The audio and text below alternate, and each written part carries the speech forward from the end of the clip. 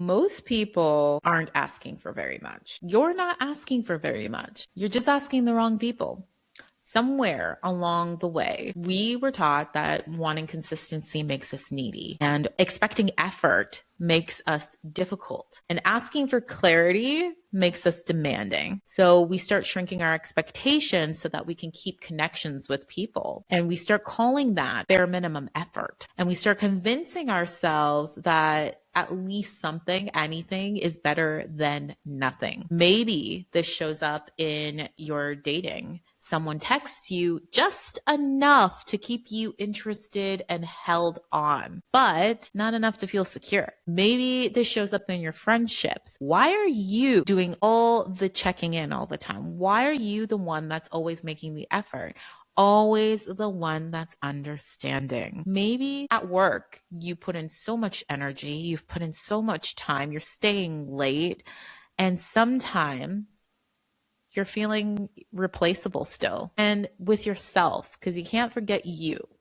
So you're accepting exhaustion as normal. You're accepting stress as unavoidable.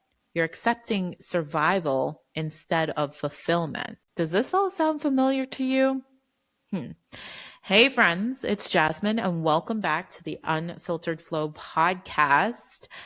Thank you for joining me. I am so excited that you're here today because we have a really great episode. And if you are new, thank you for joining. I want to hear from you. So comment, please share your thoughts with me. Let's get the conversations flowing. This space is open. And if you like what you're hearing, share it. Share this episode with someone you know, someone you love. I don't care who, just share it. And stay with me because today we're talking about why we accept the bare minimum. 3 things you need to change and how to start getting more of what you want while taking less shit. Because the way that you see your standards, your needs, what you tolerate might shift after this conversation. And it's not you being difficult, it's just you being aligned.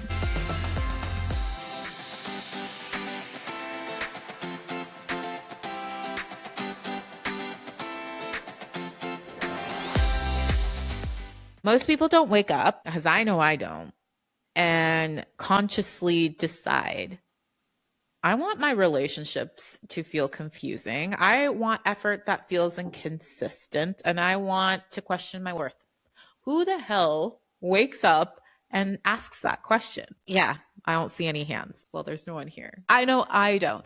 We adapt slowly. We adjust quietly. We tolerate gradually. And often we don't actually even realize that it's happening. So one of my favorite psychologists, I talk about him quite frequently, B.F. Skinner, he studied something called intermittent reinforcement. And this concept explains so much about why we stay in situations that don't fully meet our needs. And intermittent reinforcement is when something good happens inconsistently. Sometimes that person shows up, sometimes they don't. Sometimes they communicate clearly, sometimes they disappear. Sometimes they make you feel valued, other times it makes you feel invisible. Does that sound familiar to you? That, my friends, is intermittent reinforcement. And strangely, inconsistent rewards can create stronger attachment than consistent rewards. And because the brain keeps hoping that the good version of that person is going to keep coming back, we're kind of like tricked into staying in these really not so good situations.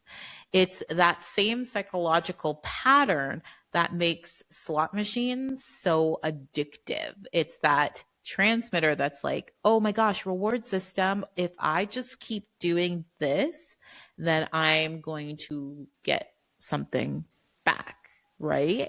You don't win every time because you can't control the odds, but you win just enough to keep you playing. So when someone gives you 20% effort, but occasionally gives you back 100%, every now and then, we start chasing that 100%. It's like chasing that win, right? Not because we lack intelligence. We know that just because you put $20 in a slot machine doesn't mean that you're going to get $100 every single time. We know this to be true, but because we're wired for connection, we just keep doing it.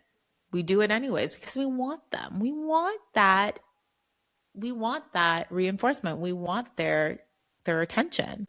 We're just wired for connection. So attachment theory suggests that our early experiences shape how we understand closeness. If love felt unpredictable at some point in our lives, we may unconsciously associate inconsistency with emotional significance. So even when it hurts, even when it drains us, even when we know we want more, we're still going to continue this chasing that pattern of hoping we get 100%. Isn't that weird? So the cost of accepting the bare minimum just doesn't affect our relationships. It affects our nervous system, on our stress levels, our confidence, our sense of agency, because every time we override something that doesn't feel right in our bodies, we actually send ourselves a message that we need to be negotiable.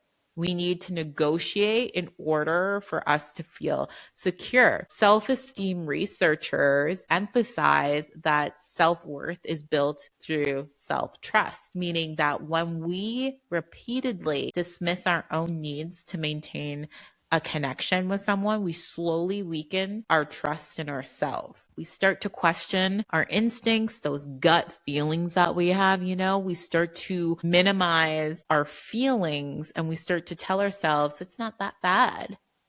I can handle it. I don't need much, But over time, that emotional cost builds. Resentment builds. Fatigue builds, self-doubt builds, and eventually we don't just accept the bare minimum from others, we start accepting the bare minimum from ourselves. And that, my friends, is the worst thing imaginable. So there was a time in my life where I thought that being low maintenance in my relationships made me more emotionally evolved. I thought that being understanding and meant being mature, emotionally intelligent. I hate that word. I love that word and hate it at the same time.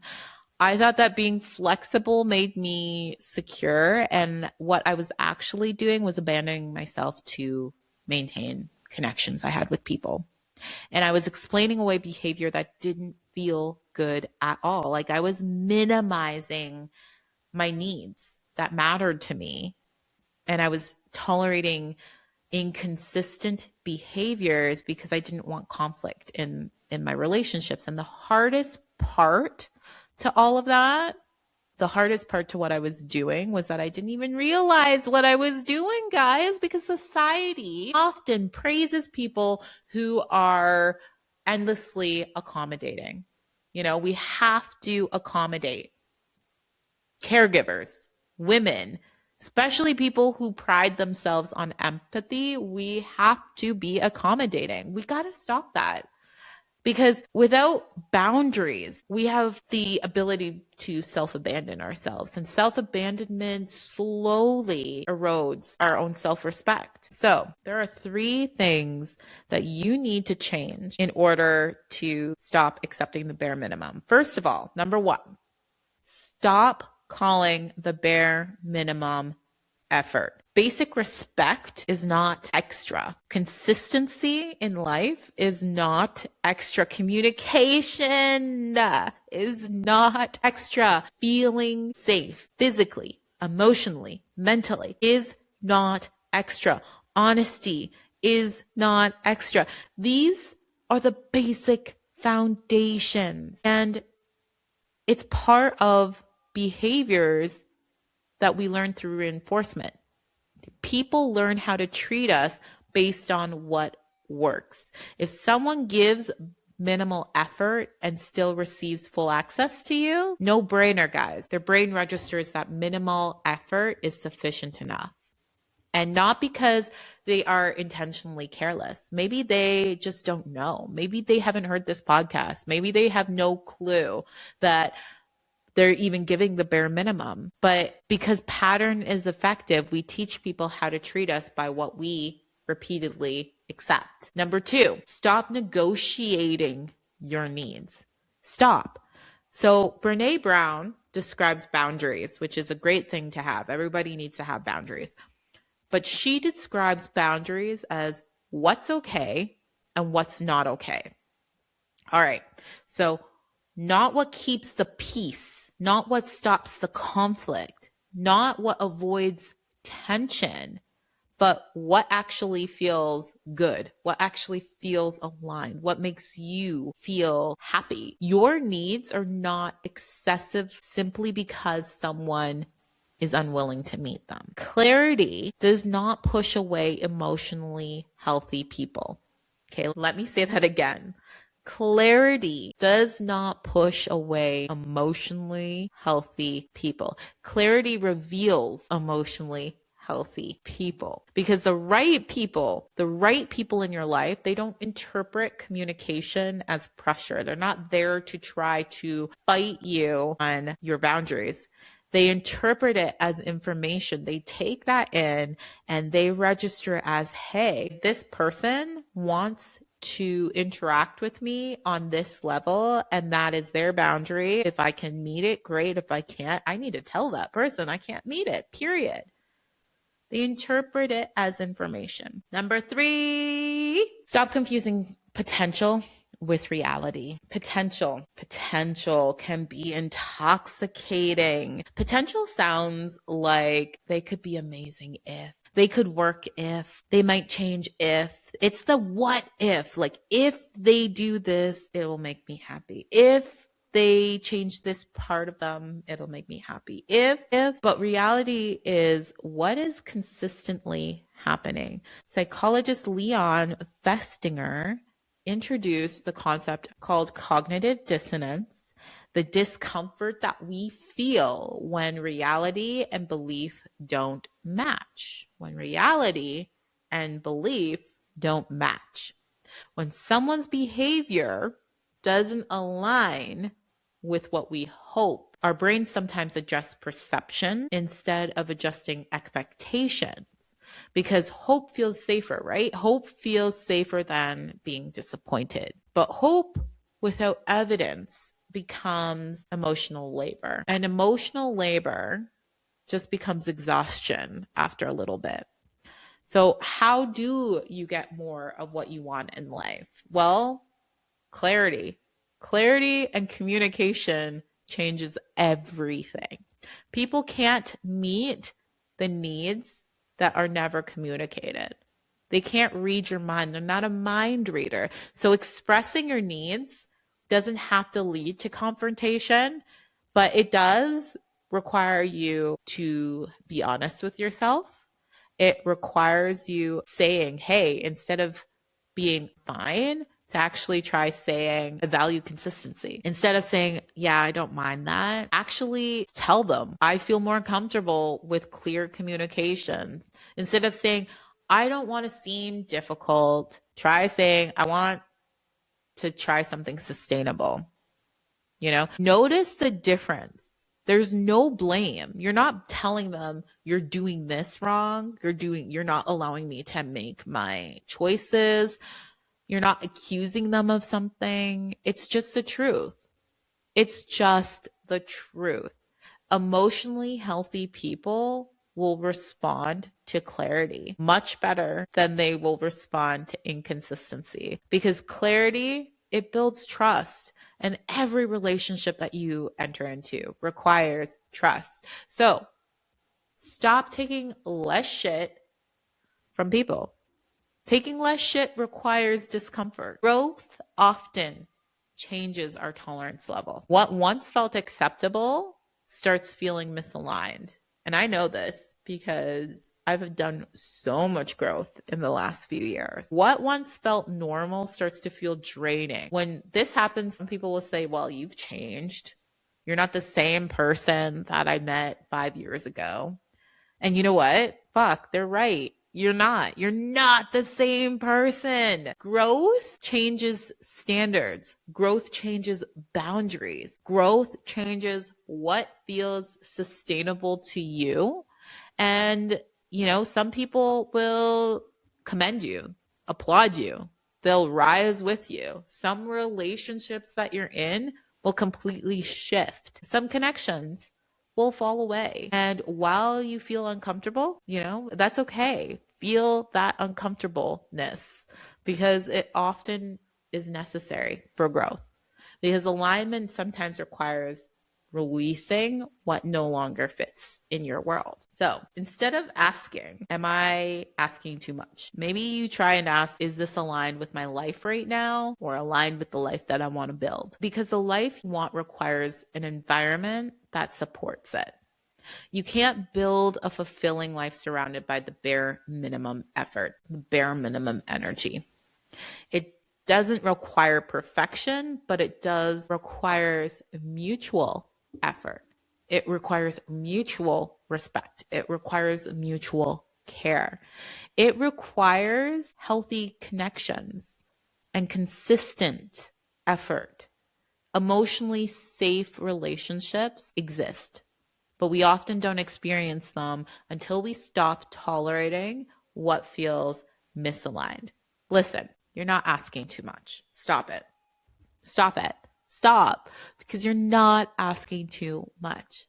You're asking for something that is sustainable, something that is grounded, something that is honest. And often the moment that we stop accepting the bare minimum, we begin to actually create the space that we need for something better. It's not perfect. It will never be perfect. Life is not perfect, but it can always be better. And better, it changes everything. All right. So thank you for being here with me today. The work that you're doing, choosing growth, questioning old patterns, raising your standards, and learning to trust yourself, it isn't easy. And I applaud you. But what you're doing is so powerful. Change can feel uncomfortable, especially when it shifts what you're willing to tolerate. But discomfort is often where alignment begins. If something in today's episode and today's conversation resonated with you, I'd love to hear it. I'd love to hear your thoughts. Share your reflections, your takeaways, your experiences. Let's keep this conversation going. Let's keep it flowing. And if you know someone who might benefit from this reminder, share this episode with them because we don't have to figure all of this out alone. So until next time, stay honest, stay kind, stay unfiltered, and thank you. This is the Unfiltered Flow Podcast, and I'm Jasmine. I'll see you next time.